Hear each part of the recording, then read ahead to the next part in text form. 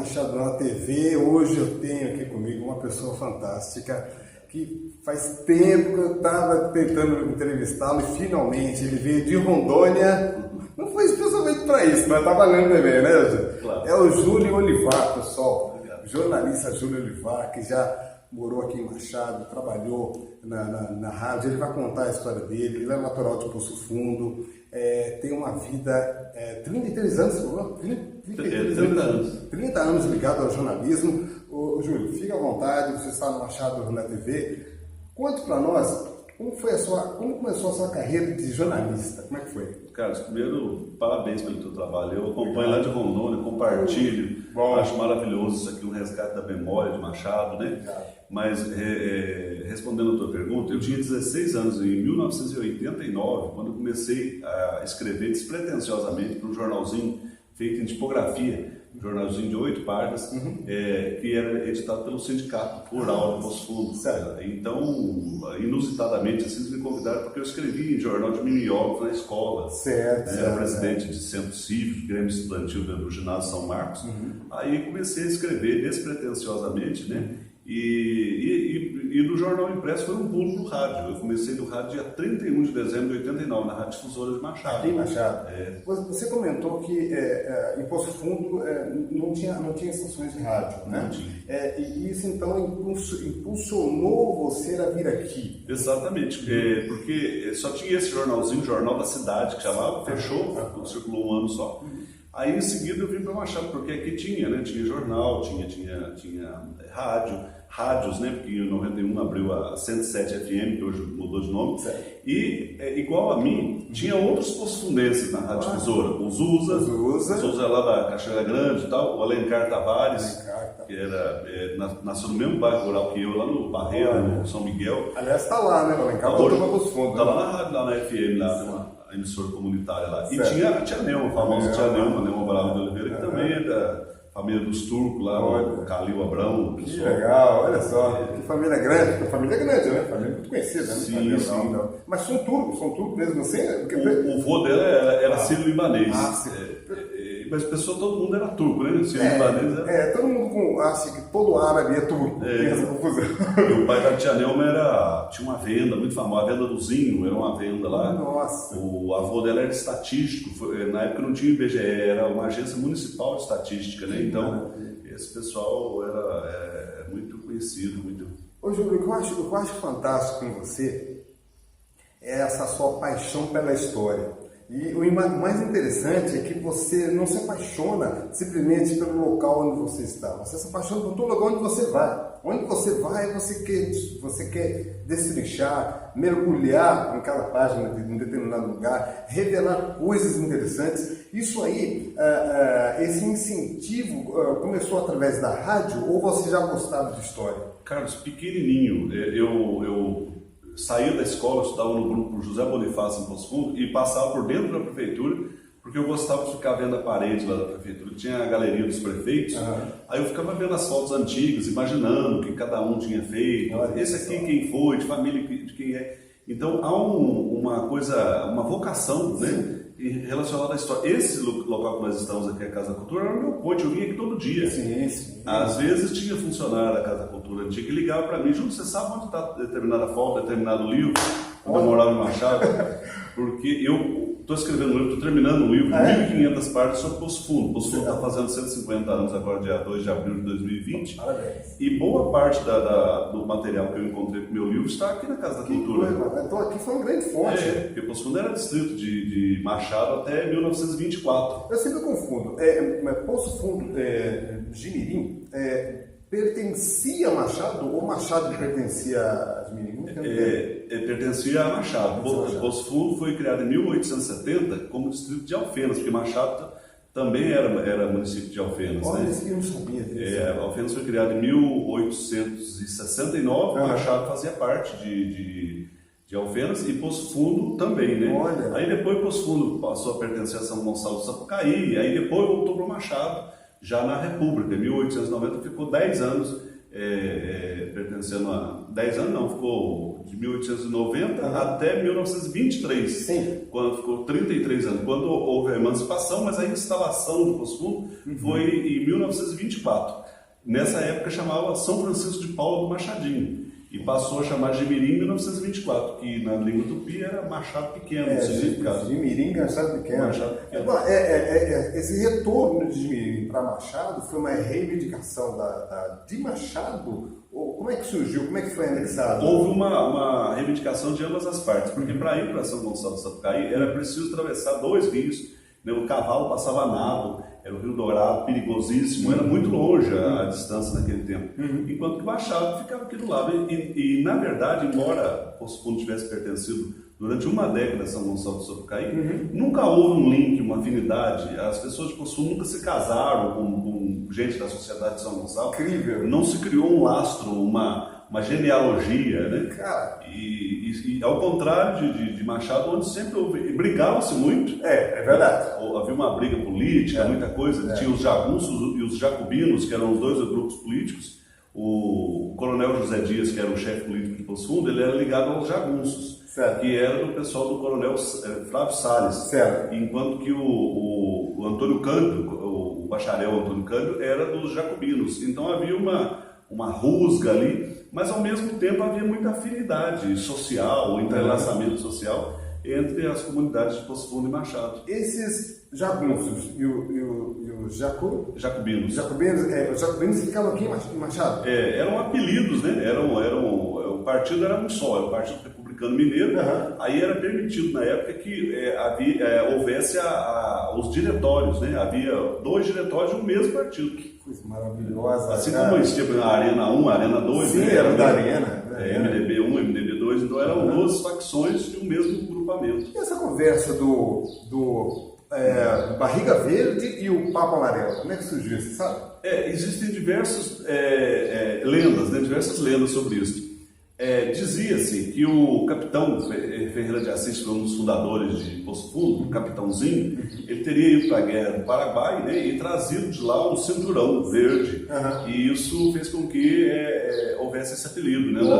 Essa é uma lenda. Sim. Agora, existe a probabilidade histórica mais próxima da verdade é de que havia uma confusão entre Poço Fundo e Passo Fundo, no Rio Grande do Sul. E as cartas que eram mandadas para Poço Fundo, que sempre foi conhecido como Barriga Verde, eram extraviadas para Poço Fundo, porque não existia CEP. Aí, escrito Passo Fundo, Rio Grande do Sul. Aí, para não desviar, mas eles começaram com entre parênteses, Barriga Verde, na carta. Aí começou a gerar esse negócio de Barriga Verde. Cara, fantástico. Porque meu pai me conta, meu pai hoje está com 78 anos, me conta que a coisa era tão complicada que quando o pessoal de Poço Fundo ia para cá, o pessoal daqui arranjava briga. Quando o pessoal de Machado ia para lá, meu pai me conta que um garoto uma vez urinou no pé dele, eu não sei qual a idade do meu pai, tipo, a mano de uns caras. Ele teve que ficar quieto. Olha, com relação ao Barriga Verde, é interessante, se eu não me engano, em Santa Catarina, existe a Rádio Barriga Verde e há aquela lenda, não sei se é lenda, que na Segunda Guerra Mundial, os catarinenses usavam uma faixa verde, os soldados, para se identificar, para saber se aquele era. Não sei se isso é interessante. O pessoal de Segunda também tem esse negócio de Barriga Verde. Sim, né? sim. E o pessoal de Poço Fundo se sentia absolutamente ofendido. Né? Mas depois de um determinado tempo para frente, não. Né? Existe inclusive uma conversa, na época, saiu até nos jornais de época todo, que o Ferreira de Assis, que é o fundador do Poço Fundo, teria mentido que foi para a guerra do Paraguai junto com o filho dele, que era o Joaquim Ferreira Lima. Aí eles teriam mentido. Aí era uma forma de ironizar. Olha o Barriga Verde, que trouxe uma faixa, que era parte do fardamento, que não era de lugar nenhum. Ele arrumou aquilo, não se sabe aonde. Mas isso é uma boataria para diminuir. Ele é um homem bastante audacioso, corajoso, que pode ter ido mesmo na guerra. Tipo que nem o Assis Chateaubriand, ele pegou e foi pra guerra mesmo lá para Napoleão Getúlio, era muito loucão. Essas histórias, esses bastidores da história de Machado e de Poço Fundo é maravilhoso. Quando você escreveu o seu primeiro livro foi o Ministério do Cônsul? Isso. Quantos anos você levou para terminar? Olha, eu gastei uns 11 anos para terminar. Nossa. Porque eu começava e parava, né? Era uma coisa complicada e muito difícil para traduzir. Hoje tem o Google aí, você põe lá e traduz qualquer coisa. Antes eu precisava, eu não achava alguém que traduzisse do sueco. Eu indo mais no sueco arcaico. Sim. Eu pedi ajuda à época à embaixada do Brasil na Suécia, que era o embaixador Otto Agripino Maia, que designou um servidor da embaixada para traduzir para mim os documentos que eu queria ter o devido respaldo científico, né? Fontes documental vasta que havia, mas tudo escrito em sueco. E eu consegui bastante contribuição deles. Nossa, o livro ficou muito bom. E vou te falar, esse foi embaixador, né? Sim. O embaixador ceder alguém para... Não é qualquer embaixador que faz isso. Não, a vice-primeira-ministra da Suécia fez o prefácio do livro. Eles valorizaram muito o livro. O material que está no Wikipédia sobre o Lourenço Vestin é fundamentado no livro. Nossa. Não se conhecia uma imagem do Lourenço Vestin antes do meu livro. O livro está na Biblioteca do Senado, do Supremo Federal, do Supremo Tribunal Federal. E então a Record fez uma matéria, inclusive nacional, sobre o Lourenço Vestin. Sim. Né? Teve mais de 1 milhão de visualizações no YouTube, a matéria que foi exibida pela Record. Então foi excelente aquele trabalho. O que levou você, Júlio, a escolher primeiramente esse cônsul, Lourenço Vestin? O que levou você a escolher essa pessoa para você pesquisar? O Lourenço está sepultado em Poço Fundo, né? Lá no Campos do Jardim, que é um bairro rural na fronteira ali com Caldas e tal. E desde pequeno, minha família é de lá, é daquela região, né? De Barreiro, Campos do Jardim, meus avós e tudo. Então sempre se falava, e era uma coisa permeada por lendas. Falavam que ele era falsificador de dinheiro, que ele era um falsário, que ele foi preso e não sei o quê. Aí havia um mistério em torno daquele cônsul. Falei, quem que é essa pessoa? Ele tem uma cruz lá de bronze na sepultura, circundado por uma muralhazinha de pedra feita pelos escravos. Ele tinha 65 escravos, era um senhor. Aí eu falei, que figura? Quem é essa figura? Né? Aí mergulhei fundo na biografia dele para poder conhecê-lo. Que maravilha. E foi assim a história. Desde pequeno eu ouvia falar dele, que ele falsificava dinheiro, porque ali era uma região de caboclos, gente muito humilde. Então era difícil eles entenderem a questão das relações diplomáticas, a macropolítica, a geopolítica da época. Né? Na verdade, ele foi preso político em 1842, ele se envolveu na Revolução Liberal, liderada pelo regente Feijó. Foi na época de Dom Pedro II. Dom Pedro II. Não, quer dizer, aí já era regência, né? Isso. Aí aquele movimento do Tobias de Guiar, do regente Feijó, aí ele fez parte daquilo tudo e ele foi preso. Então, mas era difícil.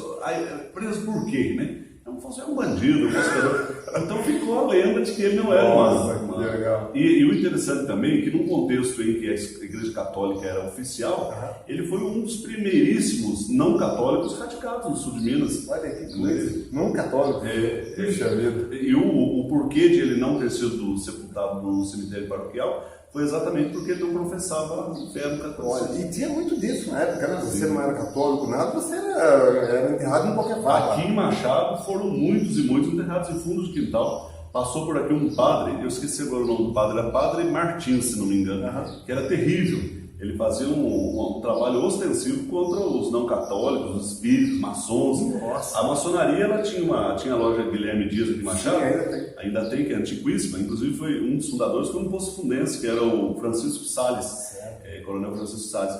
E havia um entrelaçamento entre os presbiterianos, espíritos e maçons. E eles conviviam. A pessoa às vezes era espírita e era maçom, era presbiteriano e era maçom, mas católico, maçom. Não havia. Inclusive houve um médico, que foi o primeiro médico de Poço Fundo, ele morou por um tempo em Machado.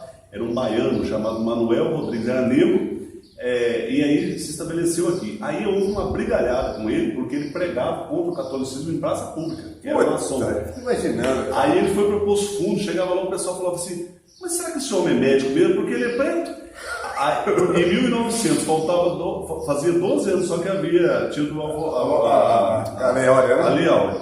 Aí toda hora perguntavam dele se ele tinha diploma de médico mesmo. Ele apresentava, mas não tinha o nome do pai, só da mãe. Porque era filho de um branco, né, que não casou com a mãe. E esse branco que subsidiou os estudos dele na faculdade de medicina. Aí toda hora ele era questionado.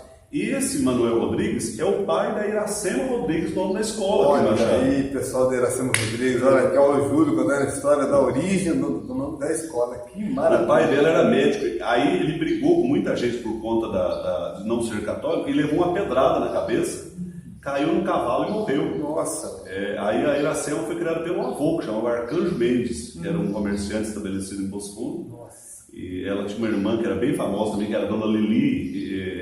Ambas eram professoras do colégio Dom Pedro. Dom Pedro, nossa. Júlio, só um tempinho, vamos para a segunda parte da nossa entrevista, porque eu tenho que ficar de olho, vou ficar de olho no tempo aqui. Tá só um certo. tempinho, pessoal, vamos para a segunda parte dessa entrevista sensacional. Muito obrigado. Beleza, mano. Bom, pessoal, voltamos agora para a segunda parte, né? Olha, tá demais, é uma aula de história fantástica. Vou falar uma coisa, é que você está lá em Rondônia, pena que você não está aqui, precisando de professor, que nem você também.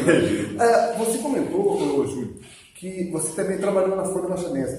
Diga para nós quais são os jornais aqui em Machado que você trabalhou. Eu comecei escrevendo para a Folha Machado, uma coluna, né? Uma coluna que falava de política, de comportamento, uma coluninha que saía na página 2 do jornal, circulou mais ou menos um ano. Aí, em 1992, finalzinho de 92, a gente abriu o jornal Siga em Frente. Que era um jornal bem mambembe, assim, nós não tínhamos nenhum expertise de jornalismo. E eu tinha 19 anos de idade. 19 anos. Dá até vergonha, eu pego uns jornais repletos, porque você datilografava o jornal, aí mandava as folhas sulfite lá para Poços de Caldas, a gente tinha que redigitalizar aquilo, né? Digitar, melhor dizendo aqui. Aí digitava tudo, olhava lá, se escrevia um negócio, saía outro. Né? Erros, redundâncias, erros de concordância, de acentuação. Eu não tenho coragem de pegar um jornal para escrever na época. Porque me dá vergonha. Então você não tem nenhum exemplar? Não, nenhum? Nem quero ter. Não, mas é algo raro. Porque vou falar, eu desconheço quem tem. Se alguém tiver um exemplar do Significado, aqui tem aqui? Tem. Então, beleza, ótimo. A importância é de que era um jornal combativo e nós demos lançamos luz a um outro tipo de assunto, né? Sim. Não era muito comum você perfilar pessoas simples, pessoas humildes de Machado. Certo, né? certo. Então a gente começou a fazer esse trabalho de levantar biografias de pessoas anônimas, isso que você faz hoje, certo. através do audiovisual. Né? Uma coisa extraordinária. Isso é uma coisa da qual eu me orgulho. Assim, a gente levantou ex-escravos, ainda havia naquele período que eu vivi aqui, ainda havia alguma coisa nesse sentido aí, né? Certo. Agora, em 2020, passou-se tantos anos, não existe ninguém mais para contar a história. Esse é o problema, é isso que está, Júlio. Até para aproveitar o espaço aqui, algumas pessoas me perguntam, mas o que você está ganhando com isso? Por que você está fazendo isso? Cara, eu estou tentando o máximo possível resgatar a memória dos cidadãos que já partiram, que tem muita coisa que você não sabe, e pessoas que estão aqui no dia a dia, que tem muito para contar. E uma coisa, Carlos, é você falar dos outros, escrever sobre a pessoa. Outra é a pessoa falar de si. Exatamente. Né? Eu posso estar falando um monte de coisa aqui que é um prisma. Eu estou lançando o meu olhar sobre os fatos. Que não é bem aquilo, às vezes a memória falha, uma coisa ou outra. Sim. Mas ainda assim é importante as pessoas entenderem como é que as pessoas que viveram a história percebem exatamente. As contingências. E tem um detalhe, para as futuras gerações, o seu depoimento vai ser importantíssimo. Sim. Entendeu? Porque às vezes, como você falou, você quando saiu em campo para pesquisar o cônsul, você teve que conversar com pessoas, você teve que entrar em contato com o consulado, muita gente. Você não tinha recursos, você não tinha... Era por carta. Olha aí que a coisa. gente escrevia e tal, e ficava rezando para que houvesse alguma resposta, né? Nossa. Eu tenho até hoje, guardei todas as cartas, tem uma caixa lá com o material original, né? Que a gente levantou, tem muita coisa bacana, muita coisa que veio da Suécia e tal. E todos os outros trabalhos eram assim, a gente... não tinha um banco de imagem, você vai buscar no Google ali uma foto, baixa na hora. Você buscar uma fotografia. pertinho aqui, era dia de eleição, elegeu alguém lá em Pouso Alegre, você queria noticiar o Poços de Caldas, você tinha que ir lá buscar a foto. Isso. Né, porque não tinha outra maneira, tinha que scanner de mesa já era um avanço, porque antes do scanner de mesa era um clichê, era mandado para fora, né? Eu mandava foto, ficava guardando alguns dias para retornar, então era um carimbo praticamente, né? Exatamente. Então era muito difícil. Quando começou a passar a tipografia para o offset, aí tinha os chamados pestaps. Pestaps, que era o formato do jornal, você colava ali, diagramava, né? E ia colando como é que fala? A impressão ali. Colava naquele original, fazia um fotolito daquilo e imprimia o fotolito, né? Então era um trabalho manual, um trabalho artesanal, né? Fazer jornal há uns 20 anos atrás, 20 e poucos anos atrás.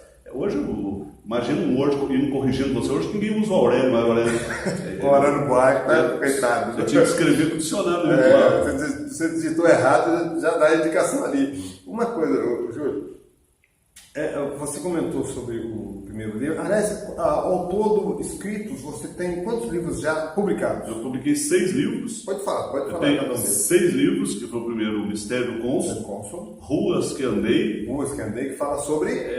É uma história de um ex-menino de engenho. Nós percorremos ao norte de Minas, lá, né? Aí ele era estudante num colégio militar, que é o Colégio Caio Martins. Certo. Aí eu fui fazer todo o caminho dele, um filho de uma família desregrada, andante, uma hora está aqui, outra hora está ali. Aí eu fui percorrer aqueles caminhos, ele morando nas fazendas, né? E tudo mais, no regime militar, como é que era a vida no colégio militar naquele tempo, os castigos, como é que eram as imposições do regime. Então foi um livro bem interessante, foi um trabalho antropológico, né? Histórico, e, enfim, uma linguagem de reportagem jornalística e tal, mas tinha um fundo interessante. E esse foi Ruas que Andei. O terceiro foi de poesia, foi O Notívago. Foi um livro de poesia. O Notívago são aquelas pessoas que vivem à noite. Isso, que trocam o dia pela noite. Interessante. Eu escrevi um livro todo de madrugada. Era essa a razão do. Olha, do título. E você tem uma poesia com título. Não tem. Não tem, só o título. É só o título. Que legal. E você, é seu primeiro livro de poesia? Foi o primeiro e único. Bem antes já tinha. Não, foi o primeiro, e o livro eu escrevi com 17 anos de idade. Nossa. Aí eu tinha guardado as coisas, eu não tinha nem a menor pretensão de publicá-lo, né? Aí quando eu fiz 40 anos, no dia que eu fiz 40 anos, eu falei, eu vou trazer. Foi o livro distribuir numa festa que eu tinha dado de aniversário de 40 anos. Que legal. Foi para trazer o meu lado adolescente. Falo das músicas dos anos 80, tem muita coisa ali que eu fui rememorando, né? Tem uma mudança numa coisinha ou outra ali, mas a base dele era toda ela oitentista, digamos assim, era tudo quando eu tinha 17 anos. Tudo baseado numa década, né? Numa década de década. 80, que foi uma década que você deve ter aproveitado demais. E esse é o terceiro. O quarto foi Caminhos de Rondon. Caminhos de Rondon. Foi uma biografia do Marechal Rondon. Aliás, essa biografia me rendeu muita coisa, porque saiu um documentário na época na Rede Brasil, que era a TV do Governo Federal. Aí um documentário maravilhoso, um filme premiado e tal. E eu apareço como depoente. Inclusive, quem fez a matéria na época foi acho que era neta do Roquete Pinto. Ah, sendo um grande jornalista que foi o Roquete Pinto foi o que inventou o rádio no Brasil. Roquete Pinto era um médico, né? E ele que deu o nome de Rondônia. Rondônia significa terra de Rondon. E ele era parceiro do Rondon nessas andanças, e ele que deu o nome no estado. Aí coincidiu que uma parente dele que fez a matéria sobre o meu livro, que percorreu os caminhos de Rondon quando ele fez 150 anos de idade. Mas deixa eu tirar uma dúvida. Tinha o general Alexandre Cândido Rondon, não é isso? Meu Deus do céu. Não sei, Cândido Rondon, alguma coisa assim. O Roquete Pinto, que eu quando era criança eu ouvia muito falar, principalmente na TV. Cândido Mariano da Silva Rondon. Deu um lápis, eu escrevi a biografia do homem. Você vê mas o nome é muito grande. O Roquete Pinto eu ouvia muito na época dos anos 70 na TV Record, na época do preto e branco, jornalista, tanto que tinha até o troféu Roquete Pinto. Se eu não me engano, é um formato de um papagaio, se eu não estou enganado, na comunicação. E eu não sabia, mas o Roquete Pinto ele era paulistano? É paulistano. E ele tinha essa influência a ponto de dar um nome ao estado? Ele escreveu um livro, na verdade, chamado Rondônia.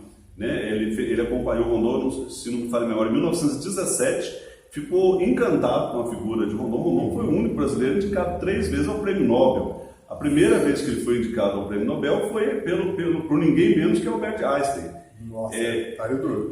Aqui ficou encantado assim, com a figura do Rondon. Ele era um indigenista, um homem que deu 3 voltas no planeta Terra, o equivalente a 3 voltas no planeta Terra. Então, que criou o SNI, que é o Serviço Nacional de Proteção Indígena, que é a origem da FUNAI. Então, é o terceiro brasileiro mais homenageado, nome de estado, nome de aeroportos, rodovias. Ele só perde, eu acho, para Getúlio Vargas e Tiradentes em número de nomenclaturas brasileiras. É o maior brasileiro de todos os tempos, Rondon. Aí o Roquete Pinto escreveu um livro chamado Rondônia, justificando que aquilo era terra de Rondon. Mas não era para pôr o nome no estado, até porque não existia estado. Era território, né? Aquilo lá, até 1943, era tudo Mato Grosso. Em 43 criou-se o estado do Guaporé, o território do Guaporé. Aí na década de 1950 mudou o nome para Rondônia. Rondônia estava vivo ainda, inclusive. Olha só. Aí mudou em homenagem a ele. Pô, eu quero receber homenagem em vida, isso é maravilhoso. Não, eu acho que você falou, é o único brasileiro cujo nome foi dado a um estado. Eu fico imaginando o estado. Está fazendo um trocadilho, o estado é emoção dele. Ele tem as netas dele vivas ainda. Com mais de 90 e tantos anos, tive o prazer de ter tido contato com elas. Elas foram a Rondônia, levei-as no túmulo do pai delas, que era o genro Rondon, o Major Amarante, que era um braço direito do Rondon. E são verdadeiros heróis do Brasil, né? O Rondon era, na minha opinião, o maior brasileiro de todos os tempos. Você acha que o Rondon ele foi precursor dos irmãos Vilas Boas? Ele foi o inspirador dos Vilas Boas, do Darcy Ribeiro, né? Darcy Ribeiro foi quem discursou, inclusive, no velório de Rondon, homenageando pela trajetória dele, né? E ele era descendente de índios bororós. Isso, né? Na região de... fica 116 quilômetros, é um distritozinho chamado Mimoso, uma comunidade que tem 600 habitantes até hoje. Nossa! Ele nasceu lá, inclusive estive lá no local em que ele nasceu. Que beleza! Ele está até hoje lá, o Marco. Agora, Júlio, o que fez você... E continuando o livro, aí depois do Rondon veio a Cidade que Não Existe Mais. Cidade que Não Existe Mais. E foi um relato sobre a cidade de Santo Antônio do Rio Madeira, que foi o maior município do planeta, que dava quase que o dobro do tamanho da Itália, por exemplo. Era a cidade mais ao norte do Mato Grosso, que foi extinta em 1943 e anexada a Porto Velho. Por que ela foi extinta? Uma série de fatores. Quando foi criado o Guaporé, é uma cidade insalubre, né? Morria muita gente por doenças tropicais e tudo mais. Aí foi havendo assim, uma despovoação, as pessoas começaram a ir para Porto Velho e tal. Então, como ela fica muito perto de Porto Velho, fica 7 quilômetros, resolveram anexá-la, né? Virou uma vila de Porto Velho. E ela era muito mais antiga. Porto Velho era uma cidade interessantíssima, era um bang-bang lá, era um cenário de bang-bang na Amazônia. Recebia gente do mundo inteiro, ali tinha 23 mil pessoas naquela região, de 50 e tantos países. Era uma verdadeira Babel aquilo. Mas o que levou tantas pessoas? A Estrada de Ferro Madeira Memorial. Fizeram, a Globo fez até uma minissérie. Média Maria. Com o Antônio Fagundes. Média Maria era o nome da locomotiva. Era um apelido que se dava, né? O Márcio Souza, que era um romancista, ele escreveu a história romanceada intitulada Média Maria. Então a minissérie global foi inspirada no título do livro do Márcio Souza. Você comentou, logo que você começou a falar da estrada. Aliás, tinha até indiano na estrada. Muito. Os turcos eram os mais perigosos. É engraçado que a primeira cadeia que se construiu no norte tinha 14 presos. A maioria, os mais perigosos, que era latrocinas, latrocida, né? Que é o que mata para roubar. Aí eram turcos, os turcos. Mas turco da Turquia? Da Turquia. Coisa, né? Mas também, sai de convir comigo. E quem fica de lá para cá era degradado. O pessoal que veio dos Estados Unidos para atuar na ferrovia era um degradado. Você está querendo dizer que 90% ou até 100% dos trabalhadores dessa estrada, todos eram... Não, muitos eram. Muitos eram pobres, coitados, que precisavam de se impor esse desafio que consistia viver como dizia o Rui Barbosa. O Rui Barbosa era senador, ele chamava aquilo de a anticâmara do inferno. Porque ali se morria por nada. O primeiro jornal que circulou em Porto Velho era em língua inglesa e tinha um slogan em espanhol que ele falava assim: a vida sem literatura e sem quinino não é vida. porque tinha que tomar altas doses de quinino, porque senão morria de malária, né? Quinino era um medicamento. Tinha que tomar aquilo todo dia e tal. Então, morria. O Oswaldo Cruz foi fazer um trabalho em 1910, sim. Aí ele apelidou lá, inclusive, de A Cidade Sem Crianças, porque as crianças não aguentavam, morriam, muita gente lá. Nossa, que coisa horrível, cara. E uma coisa, Júlio, eu vou falar de uma... E lá também era a área de degredo do Brasil. Em 1911, quando o Hermes da Fonseca era presidente do Brasil, ele pegou 400 e tantos elementos do Rio de Janeiro e mandou, que era a capital do Brasil, e mandou para morrer lá. E nem eram bandidos, porque vadiagem era crime, prostituição era crime. Sim. Além dos partícipes da revolta da Chibata, né? Sim. Aí pegou aqueles marinheiros, pegou tudo e mandou para lá. Tem até o marinheiro famoso, né? Que era o João, esqueci o nome dele. Hoje eu estou ruim de memória. Esse marinheiro famoso, eu li sobre ele. Ele era conhecido como o Dragão do Mar, né? Algo assim. Os canhões foram apontados pelo Rio de Janeiro, algo assim. Parece que os negros apanhavam nos navios e eles se revoltaram, ele acabou sendo preso, o líder foi mandado para uma ilha, algo assim, se eu não me engano. Terrível. Um detalhe, quando você me falou sobre essa estrada e sobre o ambiente terrível onde esses trabalhadores viviam, me corrija se eu estiver errado. Eu acho que um evento quase parecido foi Serra Pelada. Mais ou menos isso, né? Mais ou menos. Com um mundaréu de gente, lei não tinha. Né? As pessoas viviam como formigas ali e matavam-se por ouro. Né? No caso ali, eu não sei o que era. Ali tinha a faceta da cidade de empresa, que era muito organizado. Tinha telégrafo sem fio, tinha jornal, tinha uma vida social. Havia uma elite, né, que atuava na estrada de Ferro Madeira Mamoré em contraponto ao lado brasileiro. Inclusive, tinha uma avenida que separava o lado brasileiro do lado norte-americano. Tinha uma cidade norte-americana dentro de Rondônia. Nossa, você está brincando comigo. E era sofisticadíssima a cidade. Aí, do lado de cá, dos brasileiros, aí estava a prostituição, estava toda a sorte de problemas sociais. Né? Essa cidade aí, mas era um território americano dentro do nosso território. Mas ali o governo americano apitava alguma coisa? O poder de mando era absoluto. Eles hasteavam a bandeira norte-americana, entoavam o hino norte-americano, o jornal era em língua inglesa. Nossa. Então não era oficialmente, mas de fato era uma extensão do território norte-americano dentro do Brasil. Né?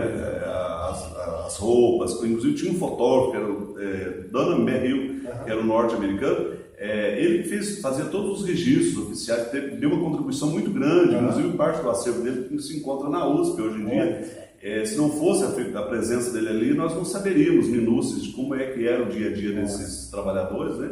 Então foi uma verdadeira odisseia. Sem dúvida. Só que sem Ulisses, né? Uma odisseia exatamente, sem Ulisses. Júlio, eu não sei se eu perguntei para você, até pode ser resumir.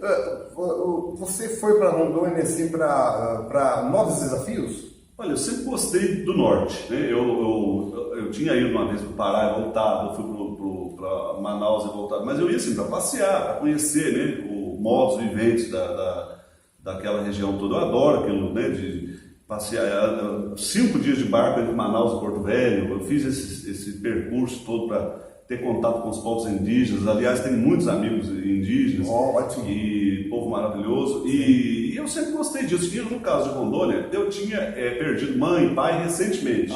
Eu trabalhava aqui em Machado, aí fui conhecer Rondônia, né? Fui sem a expectativa de permanecer lá, e acabei que de cara cheguei, gostei, não tinha mais tantas referências por aqui naquele momento. Acabei ficando esse tempo todo, acabei me envolvendo em política, na imprensa lá, trabalhei em muitos meios de comunicação.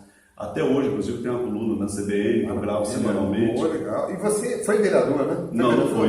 Eu fui candidato a vice-governador do estado. Certo. Fui candidato a deputado estadual e fui candidato a vice-prefeito de Vilhena. Fui candidato 3 vezes lá. E fui secretário de Estado. Eu fui secretário de Estado da Educação, fui superintendente estadual de turismo e diretor-geral de comunicação do governo do estado do Rio de Janeiro. E tem certeza, não estou te batendo, não, porque todo mundo te conhece, tem certeza que você deu o melhor de si, pela sua seriedade, e que um dia encontremos mais gente como você. seu último livro, qual você está terminando? Eu estou terminando, chama Almanac Poço Fundo. Almanac Poço Fundo. Que é uma referência aos 150 anos da existência do município, né? E é um livro que eu demorei mais de 25 anos para concluí-lo, porque sempre pesquisava, parava, dava a distância geográfica. Aí eu acabei estabelecendo agora com a tecnologia mais contatos, né? com familiares dos personagens principais da história de Poço Fundo. Sim. E eu consegui concluí-lo graças a essa tecnologia, que eu escrevi à distância. Sim. Claro que eu tinha muito documento, muita coisa original, né? Inclusive o título do Barão de Alfena, o original está comigo. Olha. Que o tataraneto dele, o Beto Gouveia, que me cedeu esse documento, então, que é um personagem central da história de Poço Fundo, Barão de Alfenas. Então eu juntei muito documento, muita fotografia rara, tem mais de 500 fotos que só eu tenho, nunca saiu em rede social e nada disso. Eu fui juntando, eu fui. Então agora o livro está maravilhoso. Serão 3 tomos, porque são 1.500 textos, não dá para escrever num volume só. Então ele vai escrever em três volumes, mas é uma história espetacular. E muito pouca gente, às vezes, sabe da importância de Poço Fundo, até no contexto nacional, em diversos aspectos, né? Nós tivemos grandes literatos, pessoas influentes no segmento político. Teve até um cunhado do Juscelino Kubitschek, que foi prefeito de Poço Fundo, irmão da dona Sara Kubitschek, né? Macário Gomes. Quer dizer que o pé do Juscelino está ali e ninguém sabia. Você está brincando. Os sobrinhos do Juscelino Kubitschek foram alfabetizados na mesma escola que eu. Olha aí. Grupo José Bonifácio. Olha que coisa incrível. E teve um escritor muito importante, que era o Joaquim Tomás de Paiva. Ele foi candidato até a membro da Academia Brasileira de Letras, natural de Poço Fundo. E teve um período em que ele foi o principal crítico de literatura do país, sucedendo ninguém menos que o Osório Duque Estrada, que é o autor do hino nacional. E naquela época, ele foi pioneiro no rádio, ele já era radialista em 1930, natural de Poço Fundo. E na atualidade, nós temos figuras proeminentes no Brasil, por exemplo, altos executivos de empresas multinacionais, né?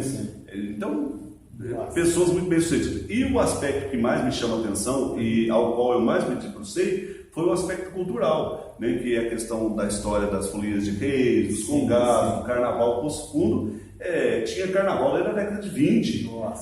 O clube de esporte na época chamava futebol, né? Isso que era o Tabajara. Ele foi criado em Poço Fundo quando o futebol havia sido inventado fazia menos de 20 anos. Charles Miller, né? Nossa. Então eu conto a história dos craques do futebol, de todas as épocas. Tivemos gente de Poço Fundo que jogou no Palmeiras, de craque da Caldense, por aí.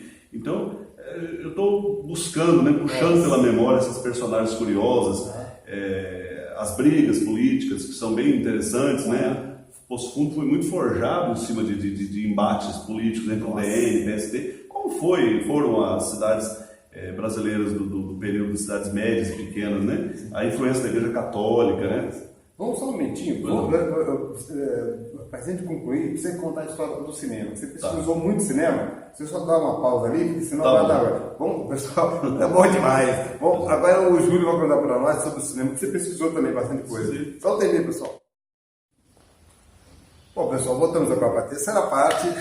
Para mim teria a quarta, a quinta, a sexta parte é muito bom, mas o Júlio também tem os seus compromissos. Vamos falar, pessoal, sobre uma coisa que também sempre me interessou, que é o cinema de Poço Fundo. O que você tem a dizer? Eu lembro que ali tem um cine, tinha o Cine Ouro Negro na praça, mas o que você soube a respeito do Garibaldi aqui, até antes dele, com relação à história cinematográfica de Poço Fundo? O que você vai dizer? O cinema de Poço Fundo ele foi inaugurado exatamente no dia que foi inaugurada a energia elétrica. Era a concessionária da energia, a Casa Vivaldi, né? E a energia era gerada no Rio Dourado, no atual distrito do Paiolim. Então, quando inaugurou a Casa Vivaldi, em 1913, no mesmo dia foi inaugurado o Cine Éden, que era um farmacêutico chamado João Brito Júnior, era um farmacêutico de Ouro Fino, estabelecido em Poço Fundo, e era vereador em Machado. Olha! Aí ele era vereador e aí ele inaugurou o cinema no mesmo dia, houve uma festa, distribuição de cerveja, a madrugada inteira um baile para comemorar a chegada do cinema. Sim. O baile ocorreu na casa do Coronel Zé Dias, que era um casarão na praça. Aí amanheceram lá e tudo.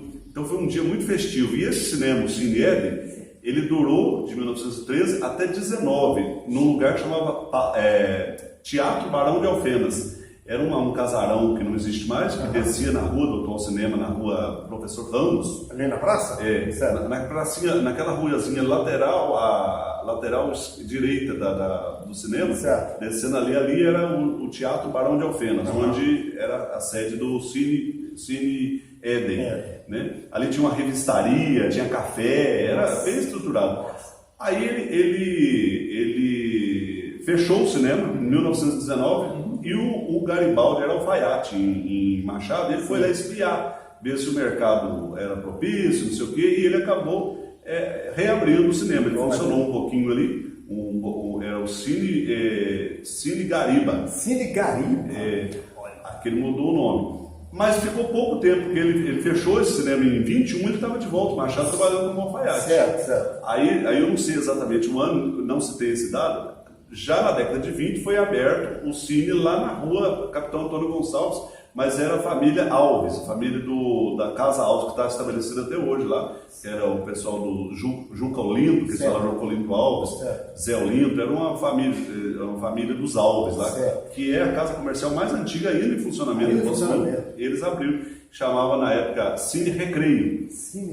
Aí eles mudaram o nome para Cine, era inclusive grafado errado, porque Rex, né? Eles escreviam Resque. Aí eles escreveram, depois que mudaram o nome. O Garibaldi chegou em meados da década de 30. Certo. Para reassumir o cinema. Ele arrendou esse lugar lá que era dos Alves, depois comprou esse espaço, ficou muito tempo o cinema lá, ficou até 1958, inclusive o Vicente Celestino cantou lá, tinha shows artísticos, o Vicente Celestino que era o rei da voz, tinha muita pulga, eles passavam óleo queimado para matar a pulga, improvisavam um palquinho de madeira e o Vicente Celestino cantou. Cara, o Vicente Celestino foi para Poço Fundo e se apresentou. Pessoal, porque tem se não me engano, às vezes eu confundo, o Vicente Celestino é aquele gaúcho que é o rei da dor de cotovelo? Não, esse é o Teixeirinha. O Vicente Celestino era descendente italiano, é o ébrio. Era o rei da voz. Rei da voz. Aí ele fazia filmes. Sim. Aí o Vicente Celestino esteve em Poço Fundo. Aí em 58 houve uma sociedade de fazendeiros, encabeçada essa sociedade pelo Floriano Paulino da Costa, que tinha sido vice-prefeito de Poço Fundo, era fazendeiro, muito bem sucedido. Ele juntou lá uma série de fazendeiros, dezenas, eu não me lembro o número exato, mas parece que eram 22. Aí eles fizeram a Sociedade Construtora do Cinema de Poço Fundo, que era o nome oficial da entidade. Certo. Aí eles construíram o Cine Ouro Negro, que era uma referência ao fumo, né? Porque o fumo era o ouro de Poço Fundo. Mas é o fumo, rapaz. Aí abriram o cinema lá. Eu tenho até o primeiro filme que foi exibido, mas eu não estou com a... Você tem em película? Não, eu tenho a informação Sim. que saiu no jornal, né? O primeiro filme que foi exibido no Cine Ouro Negro, eu tenho registrado. Aqui em Machado, o primeiro filme que foi exibido no Cine União, já lá em 1940, quem me falou isso foi o Sr. Bernardino, que já faleceu, uma pena. O Sr. Bernardino, ele recolhia as entradas. Foi, acho que é Serenata de Primavera, com a Diana Durbin. Ele falou, que coisa. E nesse caso, você se lembra qual foi o primeiro filme? Eu não me lembro de memória. Eu lembro das influências, né, na moda, que as divas do cinema. O Tarzan, né, que era o herói do cinema, muitos rapazes tiravam fotos só com aquela tanga, aquela coisa, fazendo músculo, não sei o quê. E tem umas fotos lá em Poço Fundo, inclusive de uma figura bem conhecida lá, que faleceu, filho de um ex-prefeito, chamado Zé Lameu, que era um jogador de futebol. Sim. Ele era muito conhecido como jogador de futebol. Aí ele tirava aquelas fotos de vestido de Tarzan, influenciado pelo cinema. Barato, cara. Aí o cinema funcionou lá de 1958 até 1984.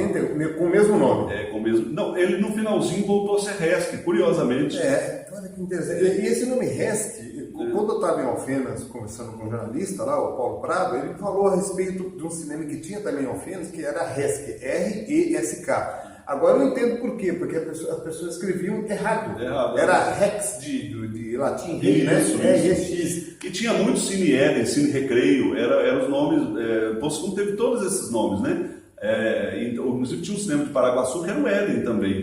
Então tinha muito esses nomes aí. O Garibaldi acabou tomando gosto e abriu um punhado de sala de promoção em Cambé, Serraria, Paraguaçu, Varginha, aqui em Machado, Monte. Aqui em Machado ele abriu, pelas pesquisas que eu fiz, o Cine Machadense, onde hoje... Cine Glória, que foi o primeiro. Cine Glória, onde hoje é a Câmara Municipal. Que o recreativo era o Cine Machadense. Eu me lembro quando eu entrei muito tempo no recreativo, você tinha um palco, né? E tinha um fundo assim, ali onde ficava a tela. Depois que eu soube, aí depois ele foi mexer com jardineiras, né? E depois de jardineiras ele foi mexer com fumo. Isso. Olha que interessante, ele foi mexer com fumo. Posto de gasolina também. Posto de gasolina, mas que é um neto ou tataraneto dele, bisneto, né? Eu acho que é neto. O Júlio, olha, eu tenho, nós chegamos no final dessa entrevista maravilhosa, porque eu falei, se dependesse de mim, cara, cara, você é uma enciclopédia. Ó, tem uma pessoa aqui em Machado que eu vou comparar a você. É lógico, ele não é jornalista, mas ele tem esse tato pela história, que é o Cornélio Camargo. Eu ouço falar muito dele. O Cornélio Camargo é inacreditável, cara. Nossa, ele tá sozinho na casa dele. Mas eu vou ver se eu mando a entrevista que eu fiz com ele, mando para você, pelo menos você vai conhecer pelo vídeo. Ele é um cara, ele diz que desde criança, tudo que falava ele prestava atenção. Não sei o que o coronel, não sei o que o major, e ele ficava perguntando quem Mineiro era. tem esse meio tradicionalista, conservador, né? Eu comecei a apreciar a história ouvindo também. Os meus pais eram analfabetos, meio rural, meu pai era lavrador, tudo, mas ele sabia sobre general, fulano é familiar de não sei quem e tal. Aí eu ficava ouvindo aquilo, né, dos sobrenomes, Moscou tem muito Ferreira, que a família maior de lá são os Ferreira. Olha só, né? Aí eu ficava fulano e tal, aí ia fazendo os links, né, a questão da genealogia, eu sempre prestei muita atenção. E às vezes a gente encontra uma pessoa que ela não é letrada, mas é de uma sabedoria. Verdade. Nessa semana eu encontrei um senhor no asilo lá de Poço Fundo, e ele faz letras de música sem saber escrever. O irmão dele cantava as letras que ele criava, e muito bem fundadas as letras, com dados históricos, muita informação da cultura popular, assombração, causos, causos, né, antigos. Então eu encontrei muita gente interessante nessas Minas Gerais, né? E Poço Fundo é um manancial aqui em Machado, onde eu vivi também, que eu amo isso aqui. Eu sou cidadão honorário de Machado. Eu ia até perguntar se você tinha o título. Eu recebi, fiquei muito feliz. Assim, eu sou cidadão benemérito de Poço Fundo e cidadão honorário de Machado. E engraçado que todas as cidades onde eu morei eu recebi o título. Isso é ótimo, reconhecimento. Recebi lá na Bolívia, na fronteira da Bolívia, com Guajará-Mirim, recebi o título de cidadão honorário. Olha. Porto Velho, que é a capital de Rondônia, eu sou cidadão honorário de lá. Em Vilhena, a cidade que eu morei muito tempo, recebi uma moção de aplauso. Então, graças a Deus, assim, a gente tem adversários, tem brigas, porque tem posição política, essa coisa. Esse mundo não dá pra agradar ninguém, né? Mas de um modo geral. Júlio, em Rondônia, em qual cidade de Rondônia você morou? Eu morei em Vilhena. E hoje você está Eu estou voltando para o sul. Tá. Peraí, então você tá deixando o Rondônia? Pelo menos por uma temporada, né? Nós vamos nos dedicar a um projeto do sul, umas coisas, um livro que eu quero terminar, né? Sim. E aí eu vou passar uma temporada assim. Eu me dediquei muitos anos, sem férias, sem nada. Só no governo do estado eu fiquei 7 anos sem férias. Nossa. Então eu acho que estou merecendo assim, me vincular às minhas raízes. Eu acho que é importante isso, né? Estar vinculado às raízes. A vida é muito curta, efêmera. Então eu estava tendo essa necessidade de me vincular ao sul de Minas, a Poço Fundo, ao Machado. Que bom. Então, seja novamente bem-vindo. Júlio, muito obrigado por essa entrevista. De todo o coração, você está fazendo história. Parabéns, viu? Obrigado por esse trabalho precioso. Pessoal, está aqui diante de vocês um jornalista, assim como eu comentei sobre o Cornélio Camargo, que se preocupa com a história, com o cidadão, com saber o que está escondido, né? Porque tem muita coisa escondida que nós não sabemos, né? Coisas culturais, importância, a nossa história precisa ser redescoberta. E então eu agradeço a você, Júlio, pelo seu trabalho, que você continue e não pare de jeito nenhum. Entendeu? Se você ficar acamado, leva a cama nas costas, se vira, vai atrás. Muito obrigado. Um grande abraço, bom retorno. Bom retorno. Obrigado. Pessoal, estamos aí. Um abraço para vocês que nos viram aqui também, né? Legal. O pessoal vai curtir, viu? Vai curtir. Então valeu, pessoal. Até mais. Valeu. Machado na TV. Pessoal, o Júlio tem um agradecimento especial para fazer.